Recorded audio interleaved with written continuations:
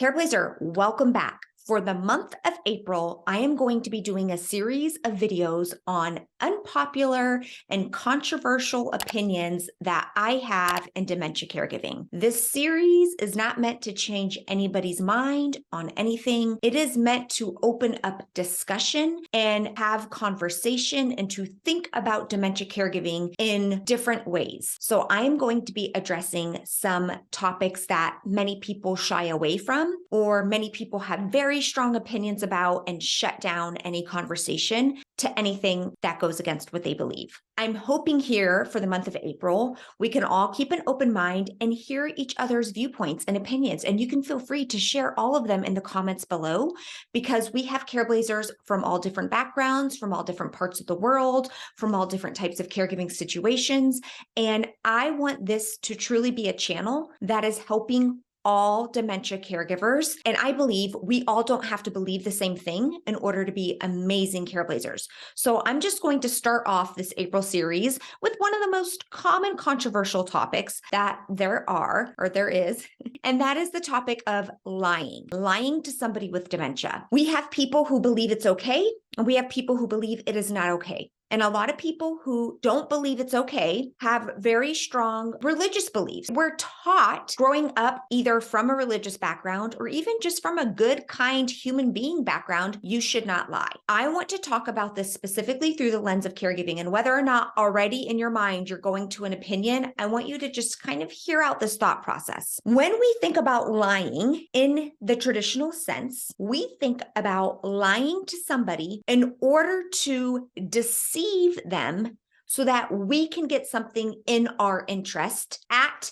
the detriment of the other person. Regardless of what it does to that other person, we're only concerned about ourselves and we are trying to deceive that other person. That is different than lying in dementia, which in fact, I don't even call lying anymore. I call it choosing kindness over truth. And I will give you several examples of this, so don't miss that towards the end of the video. Instead of trying to deceive the person with dementia when we do what most people consider to be lying, we are actually trying to relieve some sort of distress or anxiety for them. So rather than deceiving a person in the pursuit of our own gain, we are trying to relieve the person with dementia of some sort of anxiety or distress for their best interest. Now, stick with me here before you think, oh my gosh, this is still lying. When we're dealing with dementia, many times they are living in their own reality. So for example, let's say that they are having visual hallucinations and they see somebody standing in their home that is not there. When you tell somebody with dementia, nobody is right there, there's no person right there, yet they are having a visual hallucination and they see the person there, who's lying? Are you lying? Because in their brain, they literally do see the person. That's a visual hallucination. Their brain is producing that image. They are going to think you're lying. Or are they lying because you don't see the person? It gets really complicated when you think about it like this. So when we get trapped and wrapped up in, oh my gosh, you can't lie,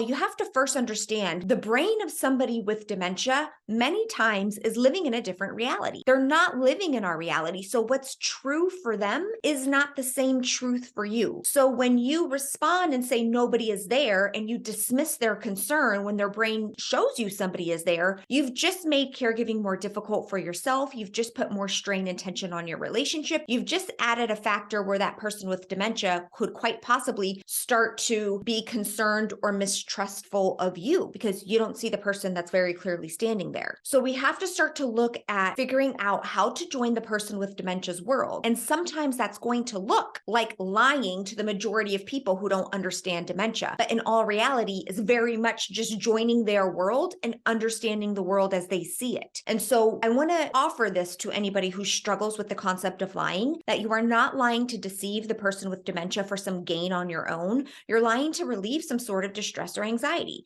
So if they see somebody standing there and they're thinking, oh my gosh, what's this stranger doing in my house? You can say, oh my gosh, you know what? Let me take care of it and let me get this person out of the house. Here, come over here, sit over here. Let me get you a glass of water. I'm going to take care of everything. You have nothing to worry about. This was just somebody who stopped by for a visit. And then you set them in another room and then you kind of take care of the issue and you come back and that could take care of the whole thing. To the lay person, they might think you're lying because nobody is there, but they weren't seeing it from the lens of dementia. I would encourage you to try on this idea of kindness over truth. Many times, the actual truth is sometimes the most cruel thing we can do. Hear me out when I give another example. Let's say the person with dementia doesn't remember that somebody in their life has passed away, and they keep asking for this person who has already passed away. Because the person's memory is so bad, they don't remember. Every single time you remind them that the person has passed away, they grieve all over as if it is the first time they have heard it. Do you think that is a loving and kind approach to do for somebody with dementia? Or could you choose a kindness approach? A kindness approach of, oh, you know what? I'm not sure where they're at. I think we have a photo of them over here in the photo album. Let's look through together. And then as you're looking through the photo album, you start a conversation, you spark another memory, you ask about what something was in the picture. You don't have to actually tell them the full truth that the person is dead unless you want to send them off into their own grief spiral. I think when most people struggle with the concept of lying, it's because they aren't viewing it through the lens of dementia. And so whenever there's an opportunity to relieve anxiety or distress, and that opportunity is not the full truth, I hope that this video can help you look at it in a different way and help you see that sometimes the most kind approach is the approach the general population might consider lying. And I don't think that when we were growing up and everybody taught us that lying is bad, I don't think anybody was thinking about a person with dementia who is living in a different reality than us. And as I'm sure you've already experienced, trying to get that person to understand our reality, believe our reality, convince them of our reality, just makes them more upset, more in distress, more anxious, and likely makes your role as the caregiver much more difficult as well. So in April, we are talking about all kinds of controversial and unpopular opinions. And I'm going to share openly from my heart what I truly believe. You can decide and do whatever you want to do. I've said it before and I'll say it again. There is no one right approach to caregiving except for a dignified approach, an approach that cares for the person with dementia with dignity. And how the specifics look for each and every person is going to be different. But for those of you who are wrestling or struggling, because I've talked to many of you and some of my care course members have felt extreme relief from thinking about it in this way, thinking about it not as lying or truth telling, but thinking about it as choosing kindness over truth. Instead of what is the most truthful response to the person with dementia, what is the most kind response that can alleviate some distress for them? Careblazer, I hope this helps you. I would love to know your opinion. Certainly, let's have an open discussion. What are your thoughts about this? Have you ever tried this approach? Do you struggle with this sometimes? Do you feel like you're still lying and that you're doing something bad? Or have you been able to work through this over the years of caregiving? I'll look forward to reading your comments below. Next week, we are talking about something I have never talked about on this channel before, and that is having a relationship, an intimate relationship with somebody else who is not the partner or spouse when the partner or spouse has dementia.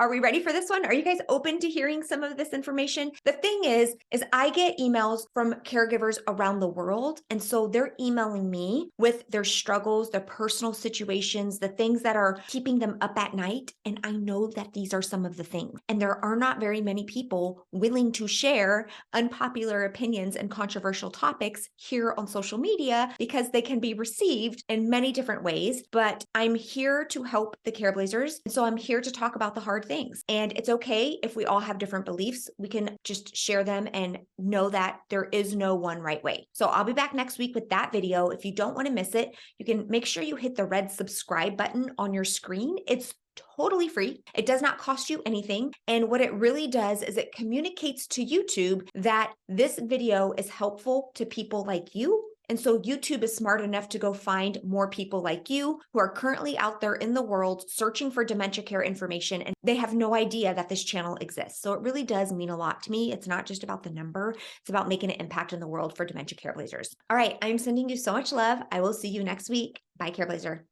Also, Nico gets a belly rub for every person who subscribes from this video. So if you haven't already, click the red subscribe button. It's totally free.